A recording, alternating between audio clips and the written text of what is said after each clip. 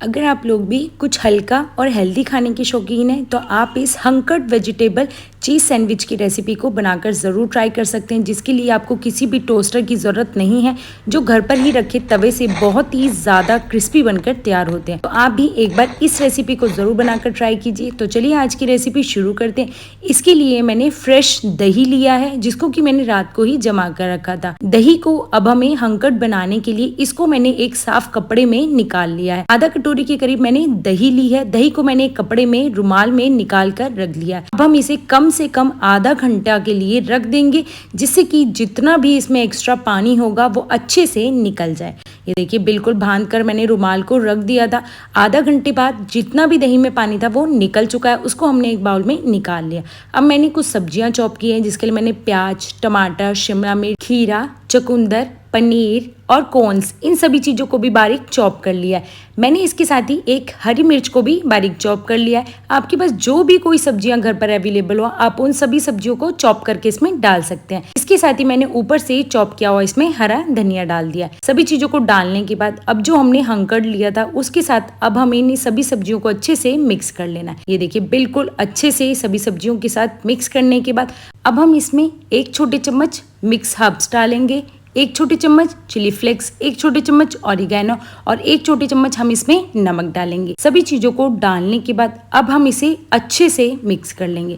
ये देखिए, सभी चीज़ों को हमने बिल्कुल अच्छे से सभी सब्जियों के साथ मिक्स कर लिया और ये हमारी जो है स्टफिंग बनकर बिल्कुल तैयार हो चुकी है। मैं इसमें काली मिर्च का पाउडर डालना भूल गई थी, इसीलिए मैंने बाद में इसमें दोबारा से एक छोटी चम्मच काली मिर्च का पाउडर लेकर उसे भी डालकर अच्छे से मिक्स कर दिया।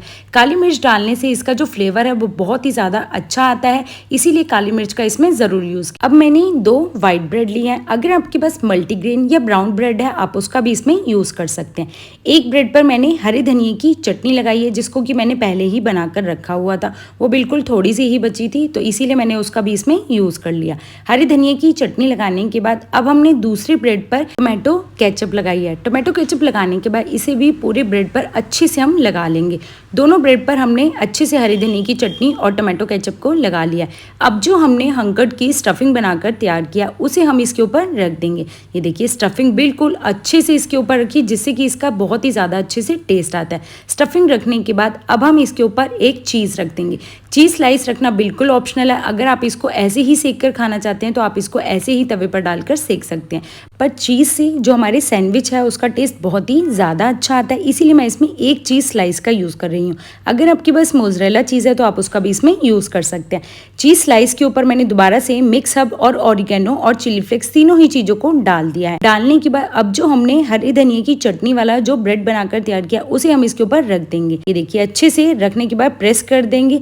प्रेस करने के बाद गैस के ऊपर मैंने तवा रखा है। तवे के ऊपर मैंने 1 चम्मच घी डाला है। आप घी की जगह बटर का भी यूज कर सकते हैं। घी डालने के बाद बिल्कुल हाई फ्लेम पर इसे अच्छे से गर्म कर लिया था। अब हमने गैस की फ्लेम को बिल्कुल लो करके इसके ऊपर 1 छोटे चम्मच राई डाली है। राई डालने के बाद जब राई अच्छे से चटक जाए अब हम इसके ऊपर चॉप किया हुआ हरा धनिया डाल देंगे। अगर आपके पास कड़ी लीव्स हैं तो आप उसको भी इसके ऊपर डाल सकते हैं। मेरे पास कड़ी लीव्स नहीं थी, इसलिए मैंने इसके ऊपर चॉप किया हुआ हरा धनिया डाल दिया। डालने के बाद अब जो हमने ब्रेड तैयार किया था उसे हम इसके ऊपर रख देंगे और ये देखिए, बिल्कुल अच्छे से रखने के बाद अब हम एक साइड इसे प्रेस करेंगे। प्रेस करने के बाद अब हम इसे पलट देंगे और दूसरी साइड भी इसको अच्छे से प्रेस करेंगे। कम से कम 1 से 2 मिनट तक बिल्कुल अलटते पलटते क्रिस्पी होने तक हम इसे सेक लेंगे। एक साइड से जब ब्रेड हमारा बिल्कुल अच्छे से सिक जाए तब हम इसे पलट देंगे और बिल्कुल लो फ्लेम पर इसे दोबारा से अच्छे से सेक लेंगे। अलटते पलटते दोनों साइड से मैंने ब्रेड को अच्छे से क्रिस्पी होने तक के लिए सेक लिया था और इस तरीके से आप घर पर ही रखे तवे का यूज करके बहुत ही क्रिस्पी सैंडविच बनाकर तैयार कर सकते हैं, जो कि 2 से 3 मिनट में ही बिल्कुल बनकर तैयार हो जाता है। बिल्कुल लो फ्लेम पर सैंडविच को सेकें, जिससे कि जो हमने इसमें चीज़ डाली है वो भी बिल्कुल अच्छे से मेल्ट हो जाए।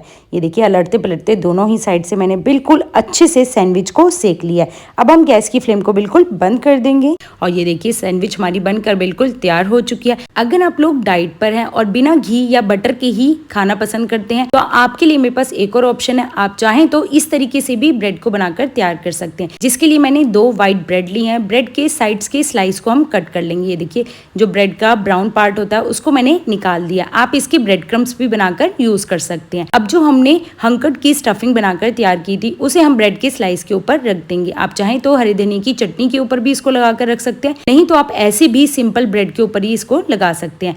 लगाने के बाद अब हम इसके ऊपर दूसरा ब्रेड रख देंगे।